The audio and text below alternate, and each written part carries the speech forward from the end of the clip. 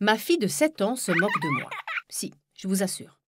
Tout ça parce que je m'en mêle les pinceaux dans les dénominations des classes françaises. Pour elle, c'est ultra simple, normal, elle est à moitié française. Moi, c'est le système allemand que je trouve ultra simple. Les petits Allemands entrent à l'âge de 6 ans à la Grundschule, l'école élémentaire. La première année s'appelle Erste Klasse, première. À 7 ans, c'est la Zweite Klasse, la deuxième. À 8 ans, la Dritte Klasse, la troisième, et ainsi de suite jusqu'à la 12e ou la 13e, en fonction des différents Länder. Difficile de faire plus simple. Côté français, les élèves arrivent eux aussi dès l'âge de 6 ans à l'école élémentaire. Mais contrairement à leurs petits camarades allemands, ils n'entrent pas en première, mais dans une classe que les Français, toujours friands d'abréviations, ont baptisée CP, cours préparatoire. L'année suivante, les enfants passent en CE1, cours élémentaire première année, lequel est suivi du CE2, cours élémentaire deuxième année. Puis vient le CM1, cours moyen première année, et pour finir le CM2, le cours moyen deuxième année. Déjà à ce stade, ma tête commence à fumer, mais le cauchemar continue. L'année suivante au collège, les abréviations s'arrêtent tout net et bizarrement, les différentes classes sont soudain numérotées. Mais attention, à rebours. Après le CM2, les élèves vont en 6e.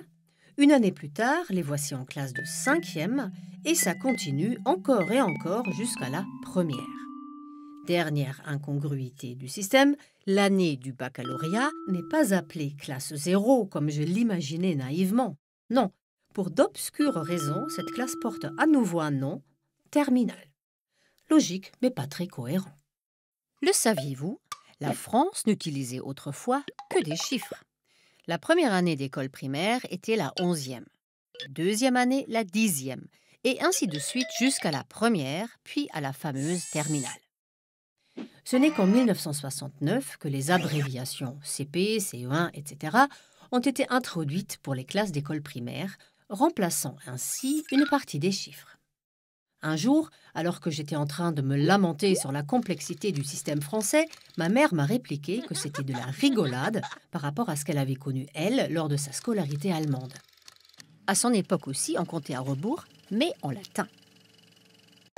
Après 4 années d'école élémentaire, les élèves allemands n'entraient pas en 5e année comme on aurait pu s'y attendre, mais en 6e, en latin Sechsta.